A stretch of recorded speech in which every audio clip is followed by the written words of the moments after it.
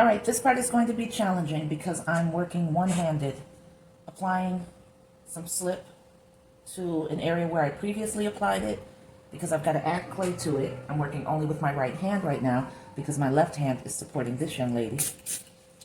Just sprayed it down, and I'm taking the fork, using my middle finger to brace it up against her forehead and digging as deep as I dare. I don't want to compromise the strength of her neck or any areas of weakness in her neck by digging too hard. Scraping the fork off onto the side of the table, and I'm thinking that's not even the way. The fork is not going to be it. I need to make textured slices. So I'm repositioning my hand so that I can still hold her head up and support her more because I need to dig in a little deeper. So I'm just using this palette knife tool to create the texture where the clay is about to be added. I needed to slow down just then. I was moving way too quickly, and I could feel myself rocking her back and forth, and that's not necessary because this isn't some commissioned piece where I'm on a timeline. This is all for me, and I need to govern myself accordingly, so I am.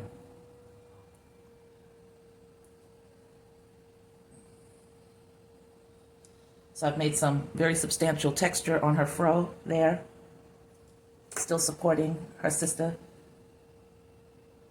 Now I'm tapping on some slip so that I can affix a pretty large piece here that's going to now double as a support for her. Once again, I'm working only with my right hand, so this is a little challenging. I've got to sit this here and do the same thing, create some slices and texture. This clay is very soft, so I'm able to dig in deep without having to apply a lot of pressure, and that's good because this is a very awkward way to build right now.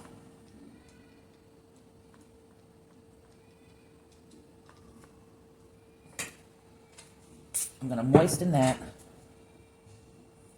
put some slip on this as well. I want to make sure the center of it is locked in.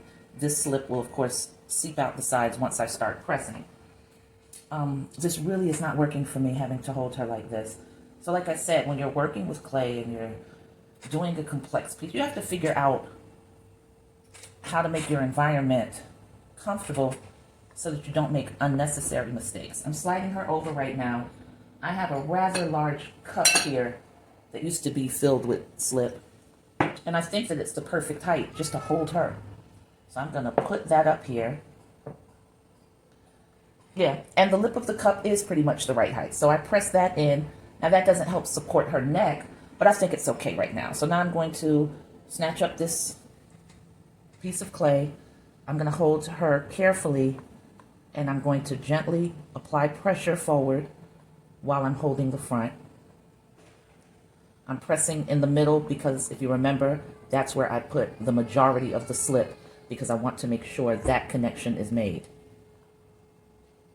So I'm pressing mostly with my fingertips to get these areas to join while holding the front of her so it's not putting unnecessary tension on her neck area, which should be solid because it has all of this clay. That's a lot of fro there.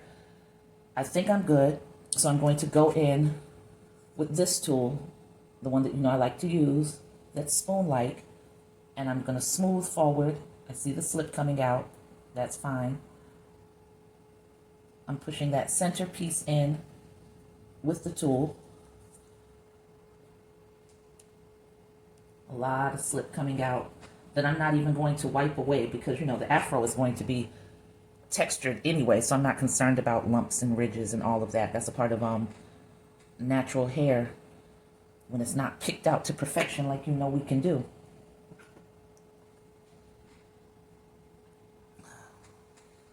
I'm so nervous about pressing on here.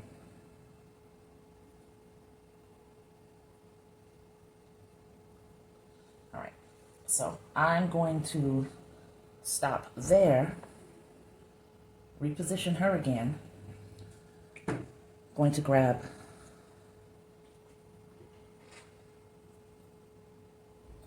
a nice sizable chunk of clay. I'm going to remove the cup slowly, reaching around her. reposition her where I wanted her, which was right about there.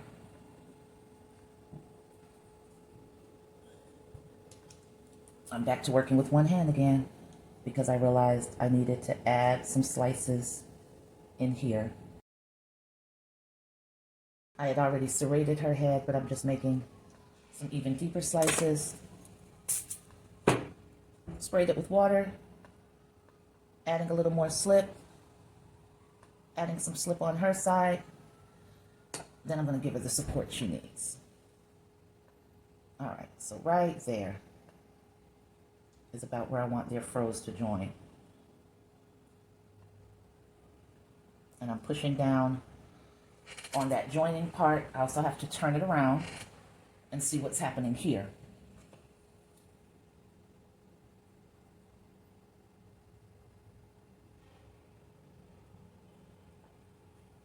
I'm supporting the back of her head while I'm pushing down, because everything at this stage is vulnerable enough that you should not move like everything's a done deal, because I promise you, it's not at all.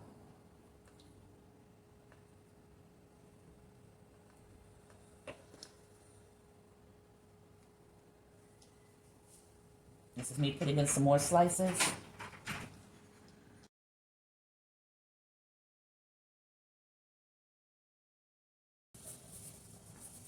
So all I'm doing right now is creating an Afro bridge, because I just want these two sections united very securely.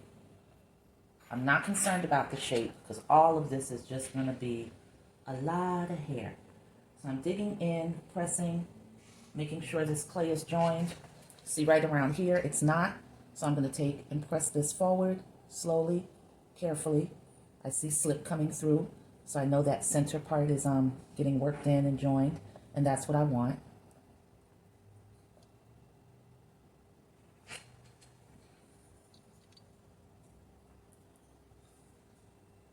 I've got to make sure that underneath the same thing is happening, that this bridge is solid. Now this likely won't get hollowed out because it's so random that I'm not going to know where vulnerable areas are, and I risk punching through so much, which again is not the worst thing because it's not a smooth surface. It's going to be very textured. It's going to be an afro. So if I punch through, I can rebuild it in very easily.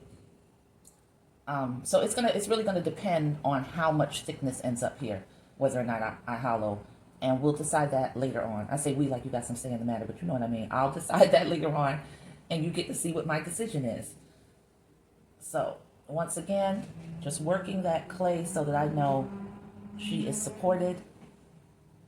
Sister bond is happening, and we can add to that fro as we need to.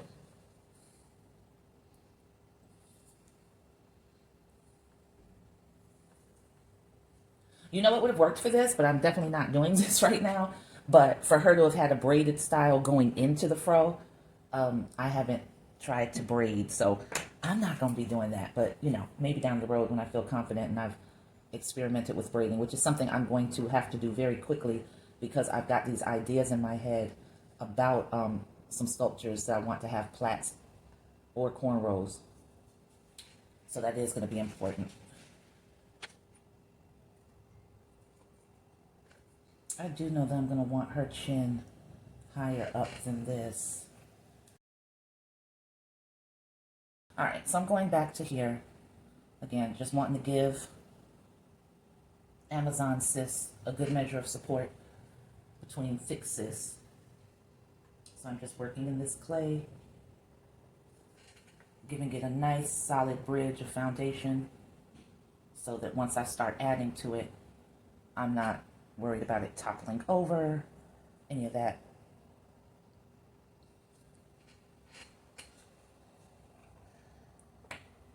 Now,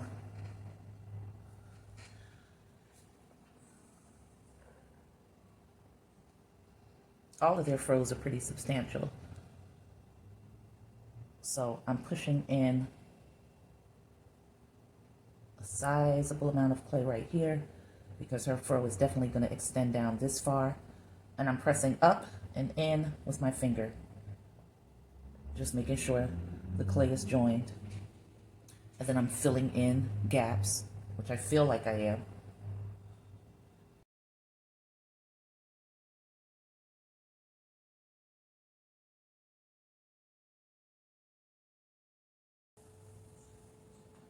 I need to see this area corrected because I want her head far back. So that's better than what it was. I should have turned it around in the first place and showed you what was bothering me and why I felt the need to stop everything and focus on that right now.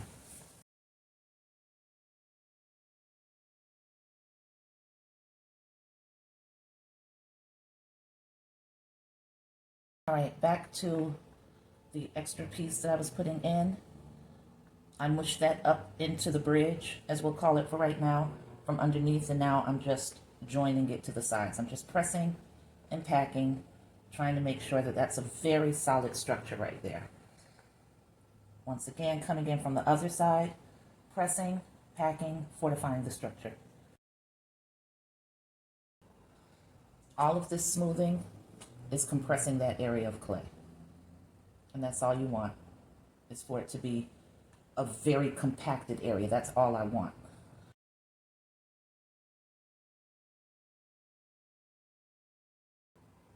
Right now what I'm doing is just putting some indentations in. I want to be able to easily see the area where her face starts and meets the hair. So that's all I'm doing here.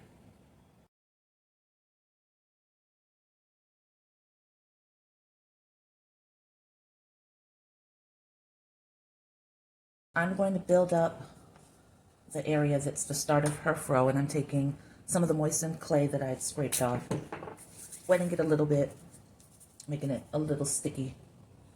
I can go back to the serrated edge tool on this part because I feel pretty confident about the way I built the bridge up. So I'm working gently. I'm scraping very gently on this area, but I am making the texture.